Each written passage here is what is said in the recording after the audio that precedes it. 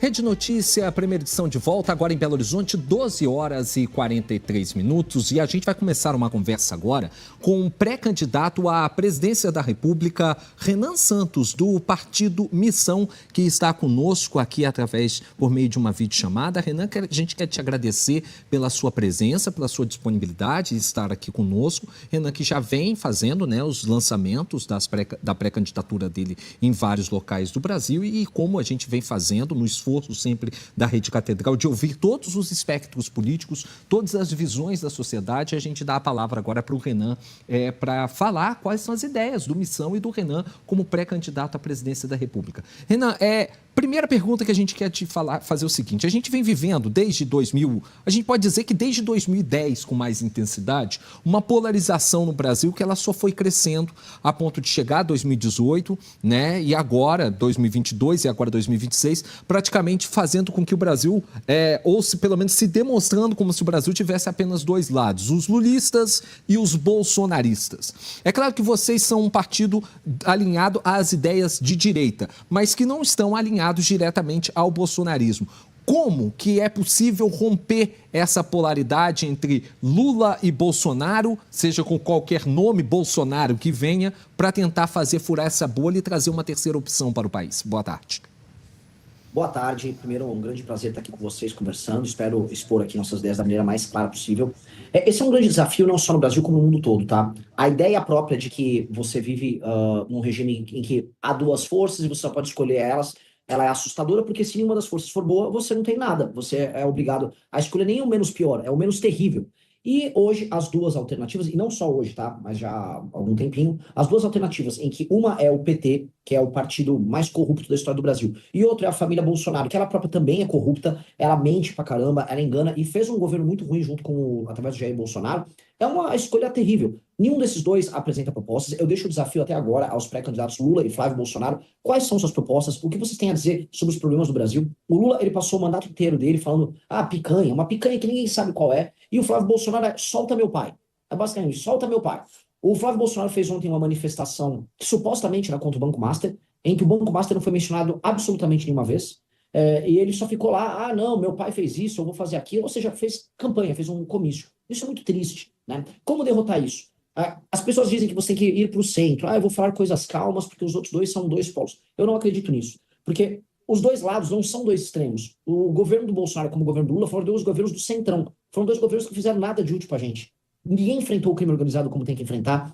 Ninguém reduziu os problemas econômicos do Brasil. Ninguém, na prática, reduziu imposto. Ou seja, todos os problemas foram basicamente jogados de lado, enquanto eles ficavam fazendo discursinho, tá? Eu farei, como contraproposta, uma coisa completamente nova. Eu vou tratar os problemas brasileiros como tem que ser tratado, de maneira muito clara. O Brasil, como país, é como se fosse um doente. E esse doente precisa de remédios. Os remédios são amargos, os remédios vão causar no início um pouco de dor e desconforto, mas depois eles resolvem. E eu vou falar de todos esses problemas. Então eu vou ter proposta para segurança pública, vou para infraestrutura, para evitar desastres como a gente teve em Juiz de Fora, naturalmente. Para corrupção, naturalmente. Para desigualdade regional, naturalmente. E eu não vejo eles fazerem isso. Estão com muita proposta e, de certa forma, sendo muito duro com os problemas brasileiros, eu vou conseguir romper essa polarização bizarra desses dois bizarros.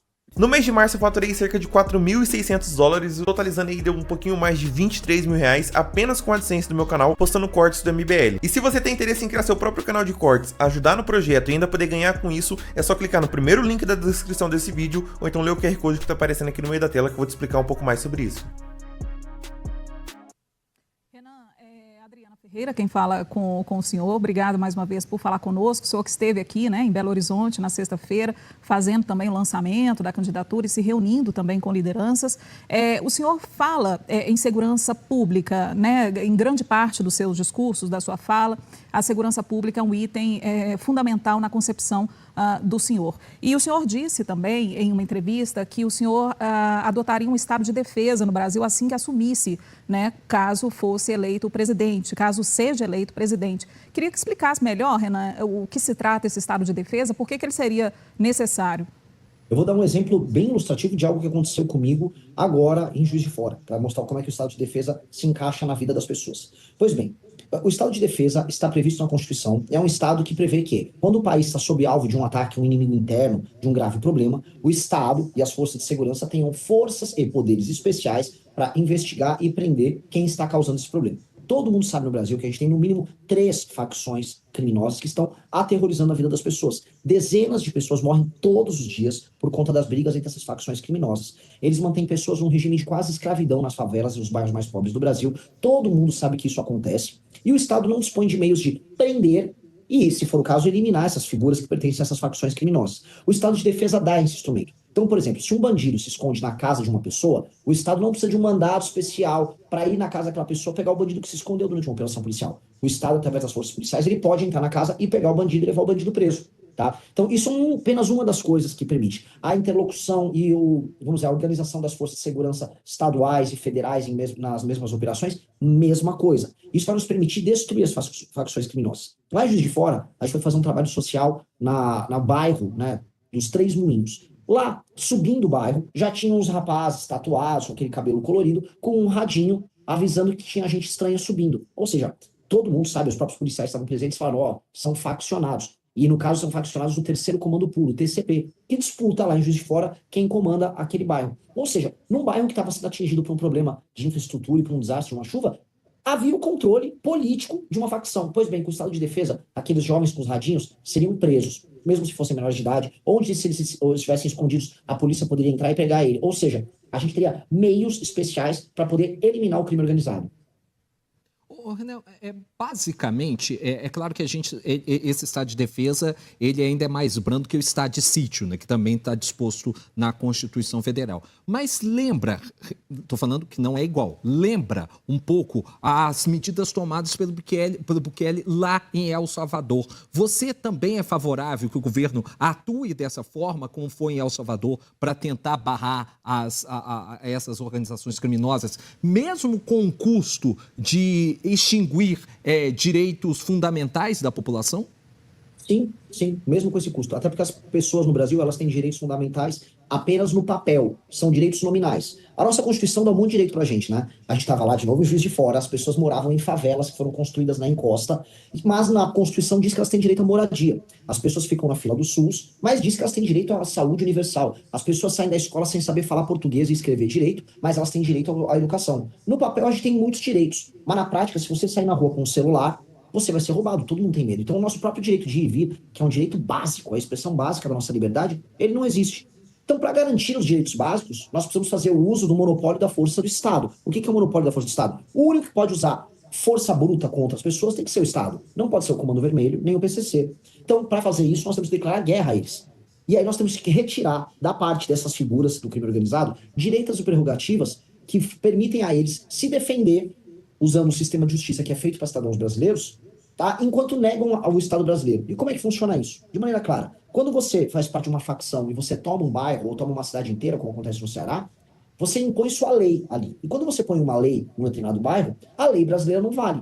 É por isso que esses faccionados mandam e desmandam, julgam as pessoas, determinam quem pode ficar numa casa ou não, botam até toque de recolher. Teve toque de recolher que aconteceu em Betim outro dia, eu estava comentando com o pessoal de lá. Então, veja, eles impõem a lei. Se eles impõem a lei, eles negam a lei brasileira. Se eles negam a lei brasileira, eles negam os deveres que a lei brasileira impõe a eles, mas também os direitos. E é por isso que nós vamos impor, então, o que a gente chama de direito penal do inimigo, tá? Que é uma legislação muito rápida e muito dura para destruir esse aparato de poder que foi criado por essas figuras. Isso é um momento anômalo, ou seja, um momento diferente na legislação brasileira? Claro, mas eu espero rapidamente impor a lei e ordem e tornar o país um país calmo e feliz, sem mais a existência do crime organizado. Porque, só para a gente lembrar, a única vez na história republicana que o Brasil foi decretado estado de sítio foi durante o governo de Arthur Bernardes. A gente está falando da década de 1920. Aliás, Arthur Bernardes governou os 4 anos sobre o estado de sítio, né? E foi talvez um dos governos mais desastrosos da história do Brasil. Só para complementar, Adriana, me perdoe, mesmo você falando das questões dos direitos fundamentais, como, e aí de fato, eu estou fazendo uma pergunta aqui na ignorância mesmo, como que vocês vão conseguir garantir que essas pessoas estão diretamente ligadas ao crime organizado? Seja através vai haver uma integração entre Polícia Federal e Polícia dos Estados, Forças Armadas, que tipo de força verdadeiramente vocês pretendem colocar nas ruas, já que, por exemplo, o controle das forças estaduais estão na mão dos governadores. Se os governadores não derem determinação, não vão. Vocês pretendem utilizar, por exemplo, Força Nacional de Segurança ou até mesmo as Forças Armadas para poder implementar esse estado de defesa? Só uma pequena coisa, eu não peguei o meio da sua pergunta porque estava mudo, mas eu acho que eu entendi a natureza da pergunta. Então eu peguei o começo e o fim da pergunta. Sobre assim, eu não posso fazer, vamos dizer, comparações. Com o Arthur Bernardes, ele governou assim no começo do século XX, portanto foi um desastre, portanto eu não posso implementar de novo. Porque eu posso pegar exemplos de governos desastrosos durante a democracia, eu não vou acabar com o regime democrático no Brasil. Eu não posso fazer esse tipo de analogia, que seria uma analogia errada e falha, que não explica as coisas. Tá? O que eu sei é que eu tenho uma situação excepcional no Brasil. São mais de 23 milhões de brasileiros vivendo sob o jugo do crime organizado. A função do Estado brasileiro é manter sua soberania sobre o seu próprio território. Logo, o Estado brasileiro vai ter que fazer uso da força e o de todos os instrumentos que a Constituição nos garante para, através da força, recuperar esses territórios. Os governadores que não atuarem de modo a garantir a defesa e a integridade do território nacional serão afastados do cargo, como o Alexandre de Moraes, inclusive, afastou o Ibanez quando daquelas manifestações do 8 de janeiro. O governador do Distrito Federal, ao menor sinal de que, de alguma maneira, ele não atua em defesa da lei e da ordem junto ao poder federal, ali aos 3 poderes, ele foi afastado numa canetada. Portanto, se um governador, de alguma maneira, colabora com o crime organizado, ele será afastado. No restante do caso, o Estado de Defesa, ele garante, por parte da Presidência da República, a posição de comandante em chefe para a organização das forças de segurança do Estado brasileiro para fazer o melhor uso possível das suas atribuições. E eu tenho certeza que, vencendo uma eleição presidencial, eu vou acumular o poder político necessário, dado que foi vontade da população brasileira andar com esta proposta, para, junto com os governadores brasileiros, atuar em defesa dos direitos fundamentais brasileiros, que incluem a liberdade de ir e vir, que hoje não é garantida por conta do crime organizado. Então, sendo muito, muito claro, né, uma vitória política nossa na eleição vai ser praticamente uma vitória plebiscitária. E o que será uma eleição plebiscitária? Se a pessoa votar no candidato do partido de missão, em mim, no pré-candidato, no caso, tem que ser muito cuidadoso. Se a pessoa vota no pré-candidato do partido de missão, ela está votando para ter um estado de defesa e ter uma operação para destruir o crime organizado. Se ela vota no Lula, no Flávio, nos outros, ela não quer, e está tudo bem, faz parte da democracia, ela não quer esse tipo de operação. Comigo ela quer, portanto, é uma eleição plebiscitária e é da vontade do povo, e será programa desse governo tocar isso. Agora, Renan, eu queria saber também um pouco do que é Minas Gerais para o partido, né? De que forma que o partido vai se organizar aqui em Minas, em relação a candidatos, em relação a palanque também, até mesmo, né? Para a sua candidatura ou da sua pré-candidatura, e como que o partido Missão deve caminhar aqui em Minas Gerais. Perfeito. Minas Gerais é um estado importante para tudo, não só em termos econômicos, em termos políticos, mas em termos afetivos. Minas Gerais se for pegar o estado que a maior parte dos brasileiros vai citar como o estado que mais gosta, ou que tem algum parente que mais gosta, é Minas Gerais. Portanto, recuperar não só o orgulho dos mineiros, mas o foco que Minas Gerais teve central no seu próprio desenvolvimento, é papel também nosso. Então nós estamos lançando deputados, nós estamos lançando um pré-candidato ao governo, de modo a construir um programa que faça Minas se desenvolver novamente e o estado mineiro deixar de estar quebrado. A gente está pegando uma herança em Minas que vem do Aécio, passa da Anastasia, se acelera pelo Pimentel e que não foi resolvido pelo Zema, que é de endividamento, orçamento estourado e, no fim do dia, ausência de capacidade de investimento por parte do Estado para que você resolva problemas graves de infraestrutura que Minas Gerais tem, e a gente vê esses problemas de infraestrutura se refletirem em desastres que nós temos recorrentemente acontecendo em Minas. Talvez os 3 últimos grandes desastres nacionais, 2 aconteceram em Minas, tá? E aí, com uma infraestrutura defasada, Minas Gerais ela não consegue acompanhar o desenvolvimento de outros lugares. São Paulo, por mais São Paulo tenha os seus problemas, a infraestrutura de São Paulo recorrentemente se renova. A linha de estradas de São Paulo se renova e até a ferrovia em São Paulo está andando. Minas, que fala muito do trem, né? Trem bom, trem ruim, não tem mais trem. E, ao mesmo tempo, tem uma economia que se baseia, em parte, na mineração, que necessita desse tipo de modal. Então, um partido político que encare esses problemas, que resolva questões ligadas ao funcionalismo em Minas Gerais, que, por exemplo, vamos pegar as polícias que estão com salário defasado há muito tempo, em que resolva desigualdades regionais, em que no norte de Minas você tem muito município pequeno que não consegue sustentar, resolver boa parte dos problemas brasileiros. Porque Minas, ela congrega dentro de si parte da alma e, inclusive, vamos dizer, um reflexo das diferentes economias e culturas brasileiras.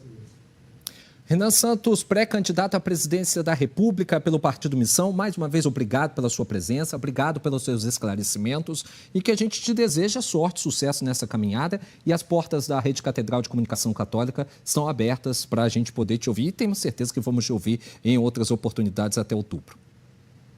Maravilhoso, eu agradeço demais a oportunidade, excelentes perguntas e um abraço para todo mundo.